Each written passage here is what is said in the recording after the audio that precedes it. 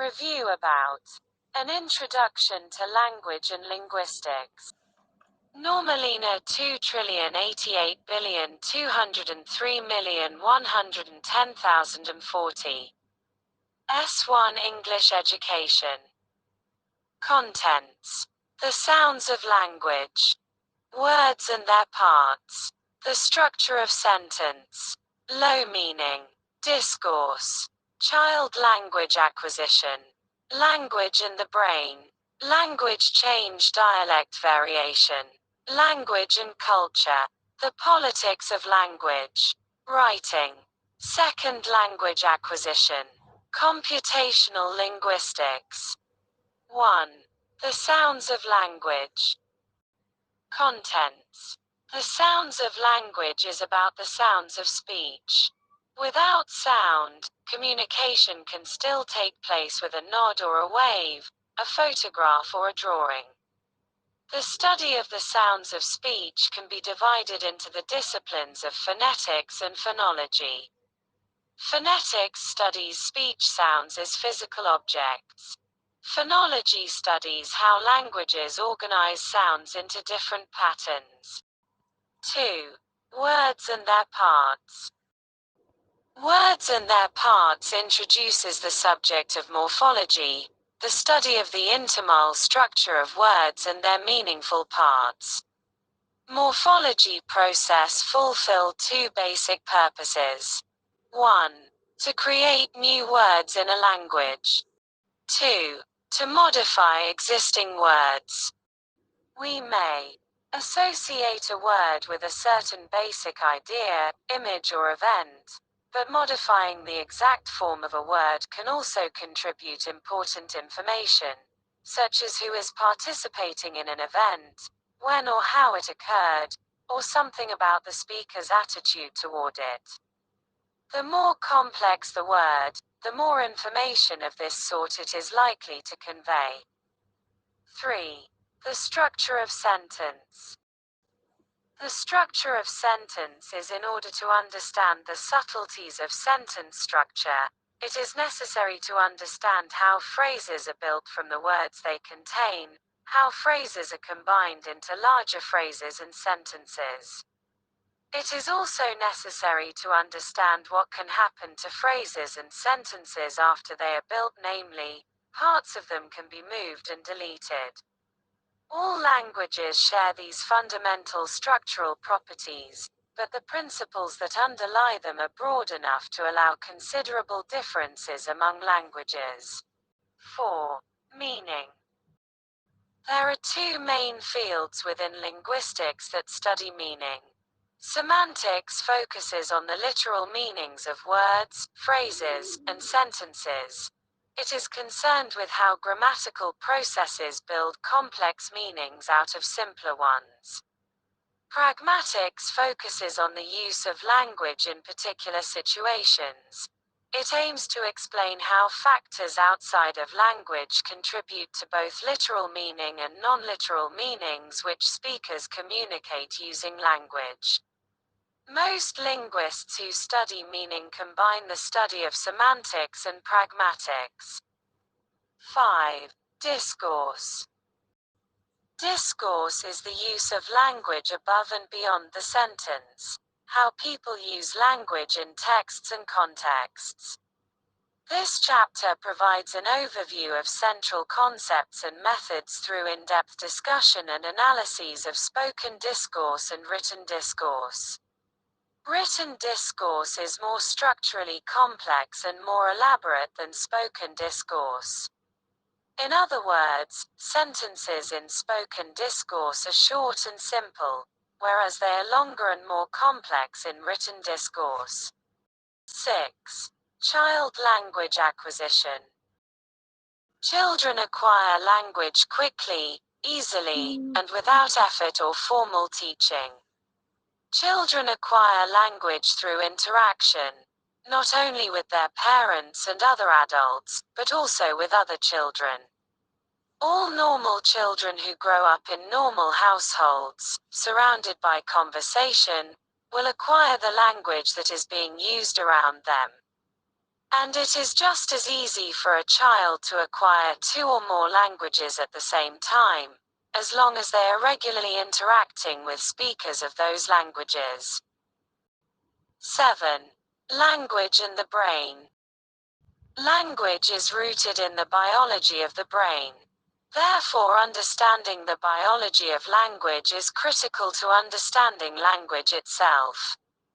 The vast majority of research on the biological bases of language has focused on brain anatomy, mainly attempting to identify which parts of the brain underlie which language functions, such as lexical or grammatical abilities.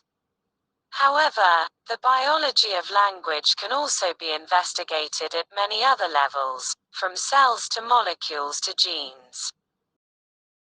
Moreover, the study of all these aspects of biology must be complemented by and integrated with psycholinguistic studies of how language is actually used as we speak and understand, with investigations of language acquisition, and with the theoretical linguistic examination of the architecture of language. Taken together, these provide an insight into the ultimate goal of understanding the biocognitive or neurocognitive basis of language. 8. Language change. Language change is variation over time in a language's features. It is studied in several subfields of linguistics: historical linguistics, sociolinguistics, and evolutionary linguistics. Some commentators use the label corruption to suggest that language change constitutes a degradation in the quality of a language, especially when the change originates from human error or is a prescriptively discouraged usage. Modern linguistics typically does not support this concept, since from a scientific point of view such innovations cannot be judged in terms of good or bad. John Lyons notes that any standard of evaluation applied to language change must be based upon a recognition of the various functions a language is called upon to fulfill in the society which uses it. 9. Dialect variation. Dialect variation is a characteristic of language. There is more than one way of saying the same thing. Speakers may vary pronunciation, accent, word choice, lexicon, or morphology and syntax, sometimes called grammar. But while the diversity of variation is great, there seem to be boundaries on variation. Speakers do not generally make drastic alterations in sentence word order or use novel sounds that are completely foreign to the language being spoken. Linguistic variation does not equate with language ungrammaticality, but speakers are still, often unconsciously, sensitive to what is and is not possible in their native lect. Variationists study how a language changes by observing it. This is accomplished by looking at authentic data. For example, variation is studied by looking at linguistic and social environments, then the data is analyzed as the change occurs. Variation in research programs must be malleable due to the nature of language itself. This is because language is also fluid in transition and does not shift from one state to another instantaneously. 10. Language and culture. Language and culture. It has been seen that language is much more than the external expression and communication of internal thoughts formulated independently of their verbalization. In demonstrating the inadequacy and inappropriateness of such a view of language, attention has already been drawn to the ways in which one's native language is intimately and in all sorts of details related to the rest of one's life in a community and to smaller groups within that community. This is true of all peoples and all languages. It is a universal fact about language. Anthropologists speak of the relations between language and culture. It is indeed more in accordance with reality to consider language as a part of culture. Culture is here being used, as it is throughout this article, in the anthropological sense, to refer to all aspects of human life insofar as they are determined or conditioned by membership in a society.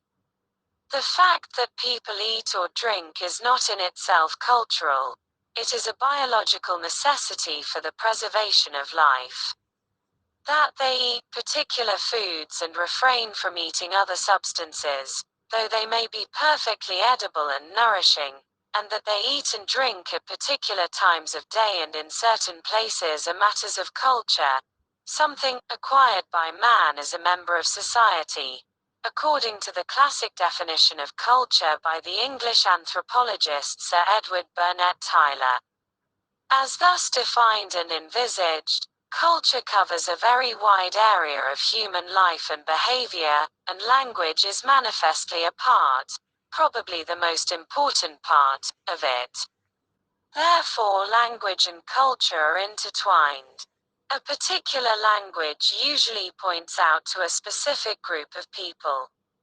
When you interact with another language, it means that you are also interacting with the culture that speaks the language. You cannot understand one's culture without accessing its language directly. 11. The politics of language. Language politics is the way language and linguistic differences between peoples are dealt with in the political arena. This could manifest as government recognition, as well as how language is treated in official capacities. The topic is a multifaceted one. As such, this page serves as a nexus for some of the overall topics with easy access to relevant pages. 12. Writing. Most of linguistics and most of this book focuses on spoken language, and with good reason. For several reasons, speech is more basic than writing. Spoken language existed tens of thousands of years before writing was invented, around 6,000 years ago. Every society has spoken language, but only some societies have writing systems. Literacy is valuable to human societies, but not necessary. Speech is part of our human birthright. Children learn to speak without trying but have to be taught to read and write. Writing is a social skill, not a biological attribute. Every normally developed person in a society that uses writing learns to speak, but not all learn to read and write. However, as we saw in Chapter 8, the tool of language is constantly being adapted to meet the changing needs of its users.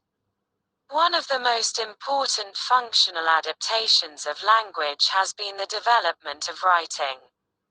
Many of the benefits of language to human beings have been amplified by the invention and development of writing. So writing is a medium of human communication that involves the representation of a language with written symbols. Writing systems are not themselves human languages. They are means of rendering a language into a form that can be reconstructed by other humans separated by time and/or space. 13. Second language acquisition. What exactly is second language acquisition? Broadly speaking, a second language, L2, refers to any language learned after one's first language, L1, no matter how many others have been learned. However, some linguists also make a distinction between second language learning and foreign language learning. Second language learning refers to the process of acquiring a non-native language that is spoken by the community where the learner is living. For example, when a native speaker of Japanese comes to the US to learn English, while foreign language learning refers to the process of acquiring a non-native language that is not spoken by the surrounding community. For example, when a native speaker of English takes a Japanese class in the US. The learning process may be different depending on the context. In the field of SLA, most researchers tend to use second language learning as an umbrella term covering all non-native language learning, a practice we will follow in this chapter as well. In short, second language acquisition, sometimes called second language learning, otherwise referred to as L2 acquisition, is the process by which people learn a second language. Second language acquisition is also the scientific discipline devoted to studying that process. 14. Computational linguistics. The idea of computers doing linguistics might at first seem strange, since we have traditionally associated language primarily with humans, but this chapter will show that working within the framework of computational linguistics is actually a very natural way to understand language. First, a definition. Computational linguistics seeks to develop the computational machinery needed for an agent to exhibit various forms of linguistic behavior. By agent, we mean both human beings and artificial agents such as computer programs.